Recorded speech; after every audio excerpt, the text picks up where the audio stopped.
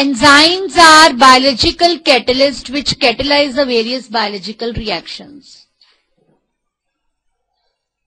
ऑक्सीडोरिडक्टेस enzymes किनको बोलते हैं? ऐसे एंजाइम्स जो ऑक्सीडेशन किसी एक सब्सटेंस की करते हैं सबस्ट्रेट की, साइमल्टेनियसली रिडक्शन किसी दूसरे सबस्ट्रेट का करते हैं, that is known as oxidoreductase enzymes. कि प्रोटीनेशियस पोर्शन के साथ नॉन प्रोटीनेशियस पोर्शन भी है, याद है आप सबको?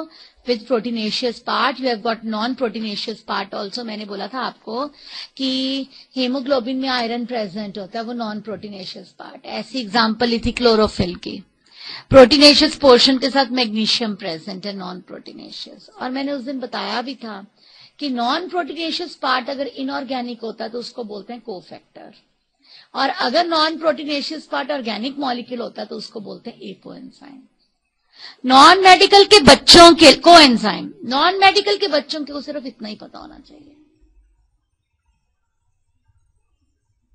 एंजाइम्स के प्रोटीनेशियस पोर्शन को बोला जाता है एपोएंजाइम, नॉन प्रोटीनेशियस पोर्शन को बोला जाता है प्रोस्थेटिक ग्रुप। ये परसों भी बताई गई थी बात।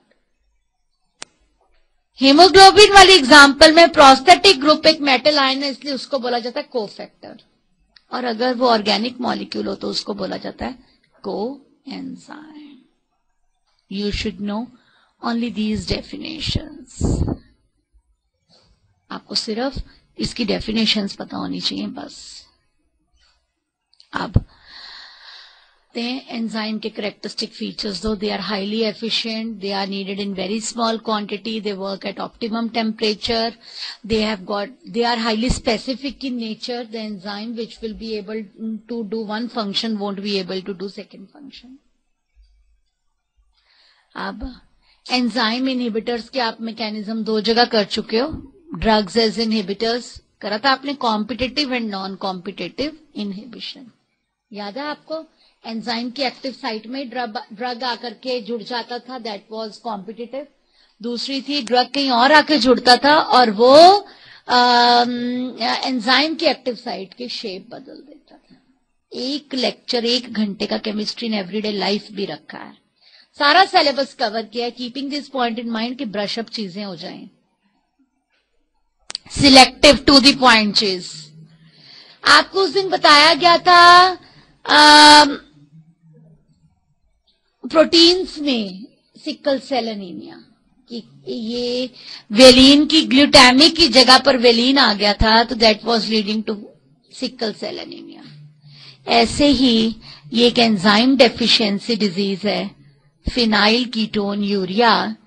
ये 2 डिजीजेस आपको पता होनी चाहिए, और ये इन एंजाइम्स के डेफिशिएंसी के कारण है शरीर में। ये 2 डिजीजेस हैं और ये इन एंजाइम्स की डेफिशिएंसी के कारण है। समझ आ गई मेरी बात सबको? Is this clear to all of you? Okay. आप सबको पता है what are vitamins? Everybody knows they are group of molecules which are required in small quantities. ये बहुत ज्यादा क्वांटिटी में नहीं चाहिए। Steady supply of vitamins. Why is it required? Because we people can't synthesize these vitamins. Some of the vitamins can go through food. कई कुछ vitamin इस तरीके के भी हैं जिनके लिए मल्टीविटामिन लेने भी पड़ते हैं। Name the vitamins which can be synthesized in our body and how are they synthesized? आपने सबने सुना होगा आजकल मेजोरिटी लोगों में विटामिन,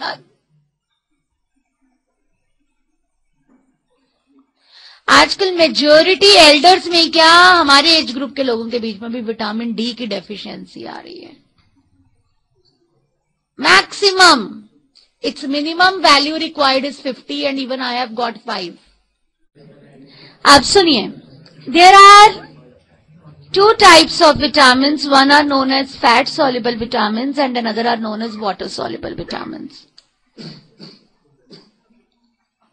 कभी भी आप सबसे पहले कोई पतले होने की सोचता है तो उसको कहा जाता है नींबू पानी पियो। Vitamin C, vitamin C dissolves rather fat which is deposited in your body and it is excreted through urine. इसीलिए कभी विटामिन सी खाने से one doesn't retain weight because it is excreted out. That is a water soluble vitamin and these are the fat soluble vitamins. पता होने चाहिए. ए vitaminosis, vitamin की कमी. Hyper vitaminosis बहुत ज्यादा,